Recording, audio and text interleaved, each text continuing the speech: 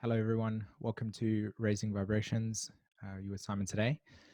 And today's video, we're going to be talking a little bit about the current nature of the astrology at the moment, and hopefully just trying to make sense of some of the some really interesting times that we're currently evolving through. Now, I'm sure for most of you, you've been really trying to make sense of things, and that's completely natural. And so hopefully today, with the astrology, we'd be able to try to give a little bit of perspective on how we can begin to interface with this reality at the moment. So before I jump into the actual astrology and talking about this picture over here, I just wanted to let everybody know that my absence of video content at the moment is mainly because there's a part of me that's really inwardly focused at the moment, needing to really pay attention to some things that I want to try to make sense of with inside of myself. So there's been a very strong withdrawal outwardly in this way, and there's been a lot of work that's come my way as well. And on top of that, I just want to let everybody know that if you are in some ways, curious about whether or not, that I'll still continue to do this channel and provide information, and the same with Jen, is an absolute yes. I didn't spend 6 years of my life building this channel and talking about astrology and supporting people in this way just for it to be abandoned, and not even remotely close. So sometimes I'll go through these periodic changes. I have a lot of stuff in my 12th house at the moment through transit. So it's kind of like shifting in with deep inspiration and then complete absence of anything, and just kind of lying in a boat in the water that's completely still, waiting for source, as it were, to kind of, pull me in a different direction. Okay. All right. So let's look at this picture over here. It speaks volumes to me. I actually wanted to talk about this. I think this original picture I got for about 2 months ago. And it's interesting how every time I tried to create content around this image, it just didn't work. And the essence of why I wanted to bring this image to us was that I wanted to talk about what is taking place right now. And that had a lot to do with this fascinating phase within this deeper evolutionary cycle that I perceive, and I'm sure other astrologers do as well at some level, perceive a shift within, the collective sense of life on Earth. So let's be more specific. The Virgo-Pisces age is 2,000 years roughly, and the Aquarius age, and what that looks like as a transition. Now, there's a really the reason why I called it liberation was because I want to show you something. Notice how within this imagery you see machinery, okay? And there's two things here. There's kind of machinery in the sense that we as a civilization have built things that allows us, like machines. We've created that through the Industrial Revolution, and to support us, right? So there's this imagery of humanity creating and using metal and all different forms of material that is from the earth to enhance our evolutionary and civilizations. Okay, we've kind of done this. And it's also the part where, if you notice, everybody's moving in a direction. And part of what I'm trying to process inside of myself at the moment is, what does it look like to shift energetically from a Pisces consciousness, Pisces age consciousness and paradigm, to an Aquarian age paradigm? And so part of this imagery over here speaks to me in this way. So there's people moving in a direction. Notice how they're moving in a direction, right? And specifically, they're moving through this imagery of the chains, yeah, the hands, and there's so much here. There's so much here. We don't even have to go further than what's in the most immediate environment regarding Virgo-Pisces. Okay, and we talk about slavery, we talk about sadomasochism, and we talk about surrender and sacrifice. This is deeply, deeply, deeply embedded within the collective psyche. It is not just one sector, it's everywhere. This essence permeates.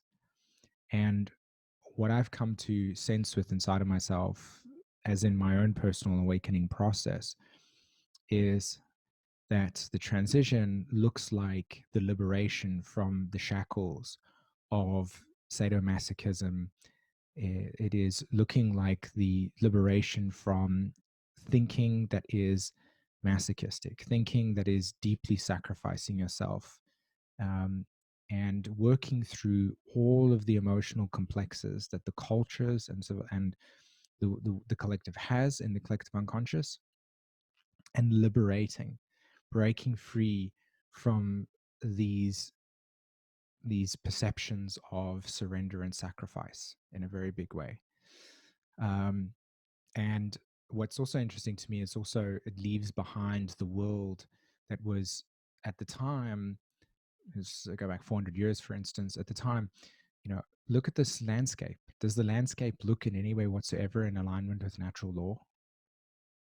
Does it look like we have lived in that the landscape looks as if it is deeply nourished by feminine energy, as in the context of nourishment, right? Context of yin, context of water in that way, nourishment. Does it look like that? Now, what I'm referencing here is for us to illuminate that the transition looks like a balance between what we have come to understand as a collective over 6,000 years and the effects of those 6,000 years, and to kind of really, really understand the complexity around that. But that's too much. So it's very overwhelming, and the landscape feels that way. This is the inner emotional landscape, right? So part of this liberation is coming into feeling again, coming into feeling alive, coming into being able to really feel the presence of your own essence, and to break away from disassociation, to break away from detachment, to break away from these parts of ourselves that have been um, lost due to sacrifice for others. I mean, this is a really broad topic over here, but I'm just kind of highlighting to you in a very Gemini way just the nature of the landscape. And we're moving through it. It's like we're more moving into the Aquarius age, right? We're moving in a direction, and we're bringing along with us the wisdom of the past in some sense, but we're also recognizing the destruction of the past at the same time. Um, if you notice over here in the little corner, there's a colored in imagery, right? And it's this return to magic. It's this return to us being aware of the spirit within us, right? This magician that's within us. Okay, so let's have a look at the astrology at the moment, and I'm just going to quickly show you some stuff. So right now, as of today, which, if I'm not mistaken, is the 11th of June. Yes, 11th of June, because I just saw the date there. We have Mars approaching Neptune, right? It's in a conjunction here. And just over the last week, we've had Mars moving across this area of the charts, as in Pisces. We're looking at about 14 degrees Pisces to where it is today at 19. Now, for anybody of you that knows my work, you'll know that I'm very, very, very um, sort of outspoken around understanding what planetary nodes are, and talking about the effects of personal planets, or planets like this, for instance, that are making connections to planetary nodes. I don't want to get too deep into it at this point in time. I will at a later video. But the planetary nodes of Uranus sit over here. They sit, the south node sits here, and the north node sits here. And the planetary node sits between 13 degrees and 16, right? Or 17.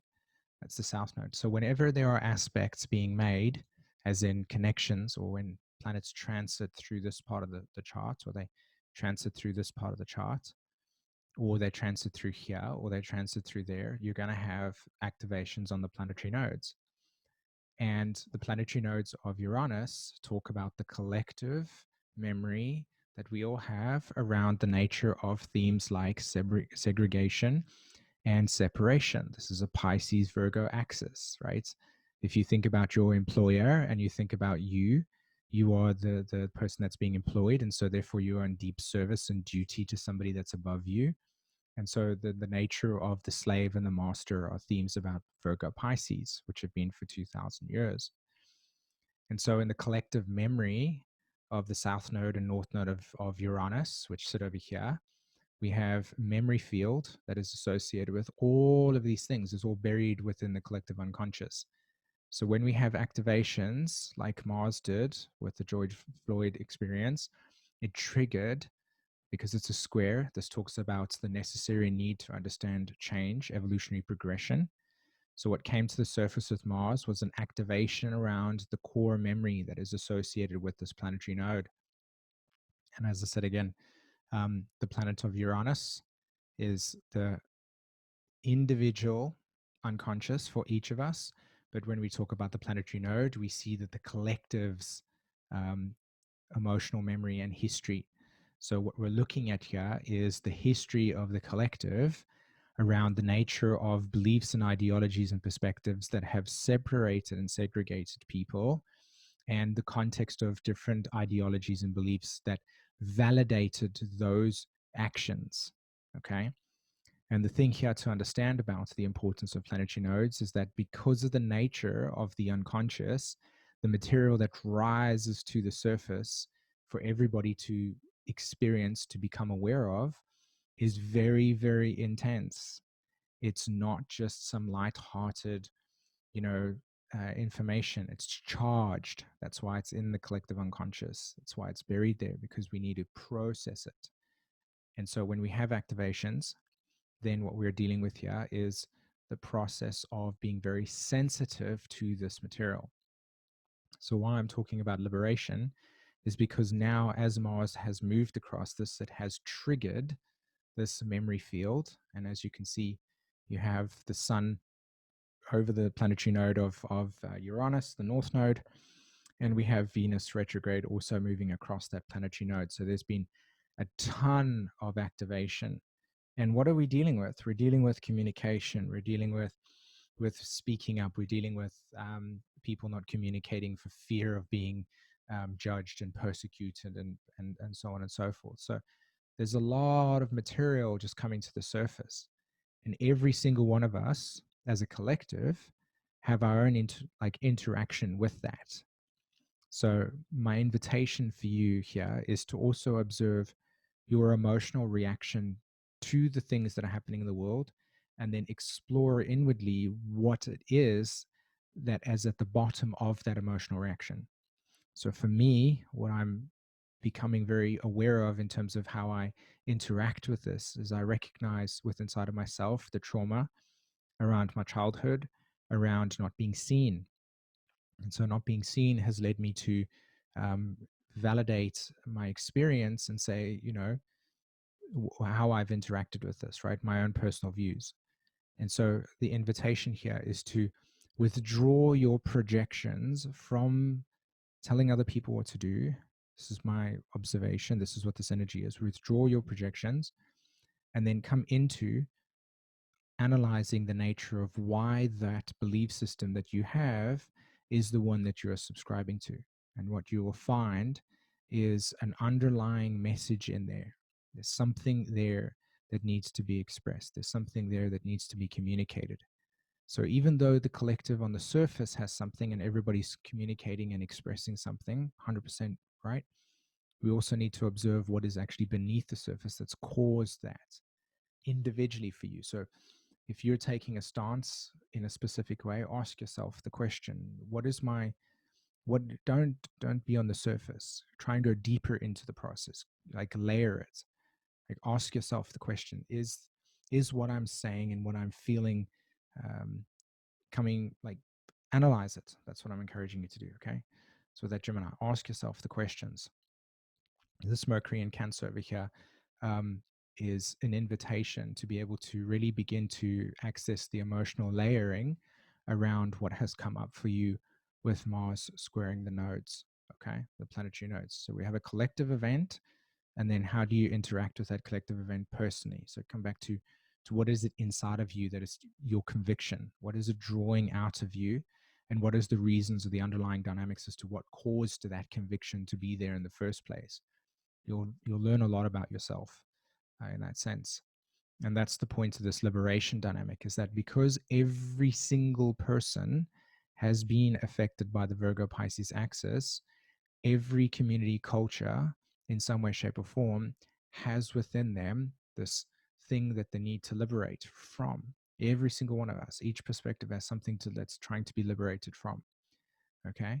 So the question is, what is at the core of your sort of expression, and what is driving that? What is driving your perspective, and what are you trying to be liberated from? And it's about needing to express that vocally. It's about saying that to somebody that you trust, or saying that to somebody that is able to hold space for you to really acknowledge what it was unsaid, what you couldn't communicate when you were in a state of oppression, or when you were in a state of sacrifice or surrender. Okay. So that's that. Okay. Um, Myself and Jen are going to do a video very, very soon, and we'll talk more in depth about the nature of the eclipses. And yeah, okay. All right, everybody. I hope that you have a uh, safe day. And if you're not in a position of safety, please try your best to find out people who you can lean on and get some support in terms of mental health, etc. This is not a time where we need to be sort of very lighthearted about stuff, in the sense that if there is something that's deeply troubling you, you need to find support in some way. Okay. All right. Peeps, I will speak to you in a later video. Take care. Bye bye.